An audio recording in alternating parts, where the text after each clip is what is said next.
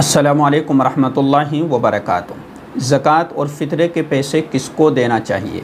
और दूसरा सवाल ये है कि रिश्तेदारों में किस किस को ज़कात और फ़ितरे की रकम दे सकते हैं और किसको नहीं दे सकते। और तीसरा सवाल ये है, क्या शोहर अपनी बीवी को या बीवी अपने शोहर को ज़कात दे सकती है क़र्ज़ में, यानी शोहर पर कर्ज़ चढ़ा हुआ है या बीवी पर कर्ज़ा चढ़ा हुआ है, तो इस सूरत में क्या दोनों में से कोई एक दूसरे को कर्ज़ में ज़कात की रकम लगा सकती है या फ़ितरे की रकम लगा सकती है। तो इन तीनों सवालों को समझना है जो बहुत ज़्यादा पूछे गए। देखिए, सबसे पहला सवाल कि ज़कात और फ़ितरे की रकम किसको देना चाहिए। तो ज़कात और फ़ितरे की रकम उसको देना चाहिए जो गरीब और मिस्कीन हो। अब गरीब और मिस्कीन किसको कहते हैं? गरीब और मिस्कीन उसको कहा जाता है कि जिसके पास एक वक़्त का खाने का भी इंतज़ाम सही तौर पर ना हो।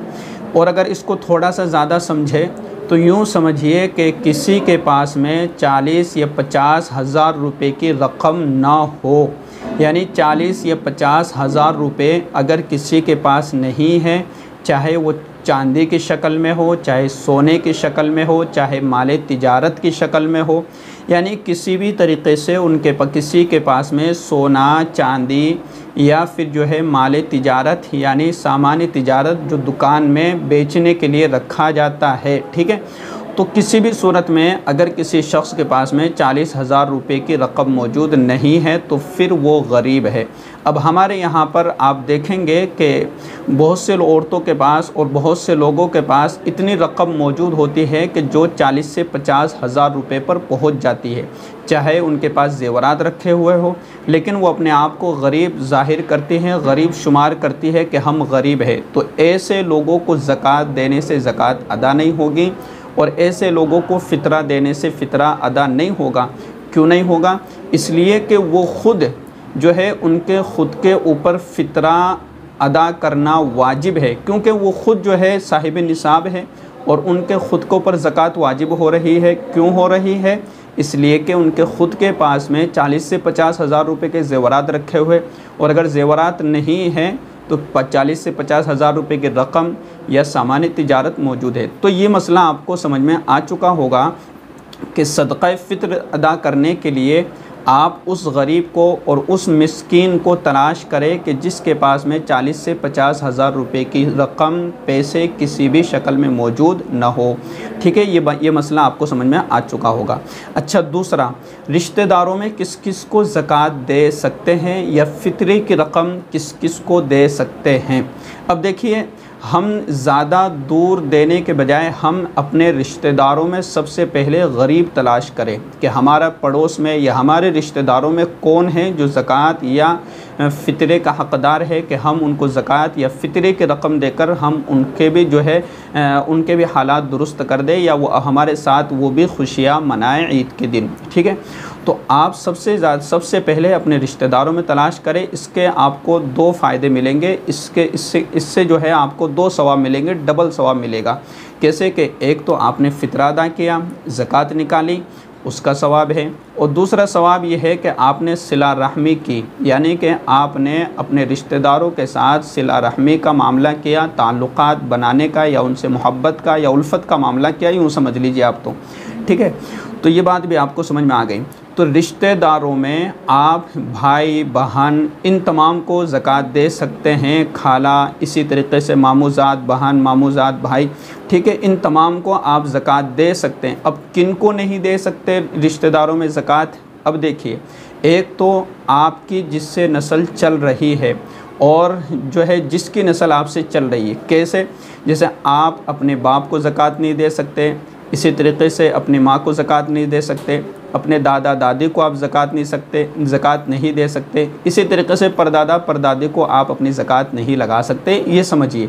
अच्छा, उसके नीचे जैसे आप अपने बेटे को ज़कात नहीं दे सकते, आप अपनी बेटी को ज़कात नहीं दे सकते, आप अपने पोते को पोती को ज़कात नहीं दे सकते, आप अपने नवासे को नवासी को ज़कात नहीं दे सकते।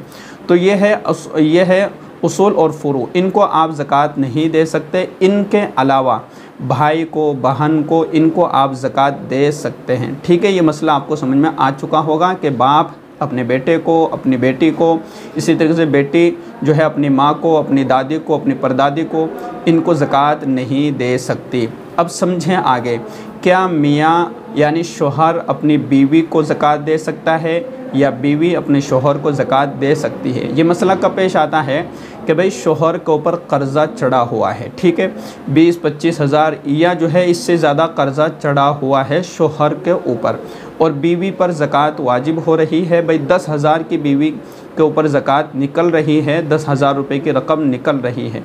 तो इस सूरत में बीवी ये चाहती है कि मैं अपने शोहर का कर्ज़ा इस ज़कात की रकम के ज़रिए से उतार दूँ। तो शोहर अपनी बीवी को ज़कात नहीं दे सकता और बीवी अपने शोहर को ज़कात नहीं दे सकती। बाकी आप अपने रिश्तेदारों में खालाजात, इसी तरीके से मामूजात, इसी तरीके से आप अपने रिश्तेदारों में किसी को भी तलाश करके ज़कात दे सकते हैं। तो ये तीनों बातें और तीनों मसले आपको समझ में आ चुके होंगे। और थोड़ा सा इसको समझ लें कि भाई गरीब और मिस्कीन वो है कि जिसके पास सही से खाने का इंतज़ाम भी ना हो, उसको आप तलाश करें और उसको आप अपने फ़ितरे की रकम दीजिए, फ़ितरे के पैसे दीजिए, उसको आप अपनी ज़कात की रकम दीजिए।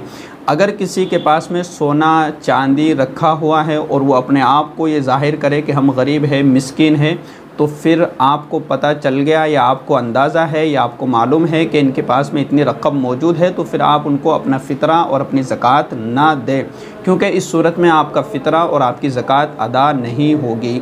इस मसले को ध्यान से अच्छे से समझ लेना है। और आजकल के ज़माने में औरतों के पास में करीब करीब इतनी रकम तो होती ही है, इतनी रकम तो करीब होती ही है कि 40 से 50 हज़ार रुपये के ज़ेवरात मौजूद होते हैं सोने और चांदी की शक्ल में, और करीब इतने पैसे भी होते हैं जैसे किसी शख्स के पास में 20,000 रुपये हैं और 20,000 रुपये के सोने और चांदी के ज़ेवरात रखे हुए, तो कुल मिलाकर के 40,000 रुपये बन गए।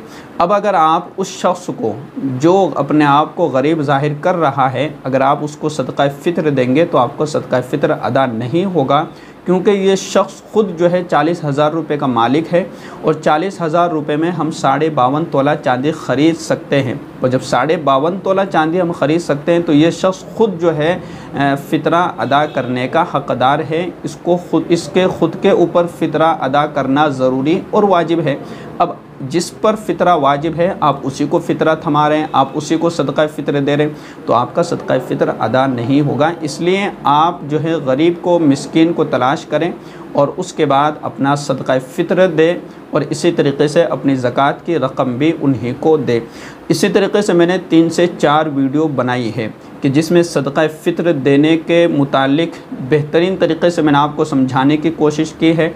ज़कात के मसाइल मैंने आपको बेहतरीन तरीके से समझाने की कोशिश की है, बिल्कुल क्लियर आसान अंदाज में किस किस तरीके से हमको अपनी ज़कात निकालना है और किस किस पर ज़कात वाजिब होती है। उन तमाम वीडियोस का लिंक आपको इस वीडियो के डिस्क्रिप्शन में मिल जाएगा।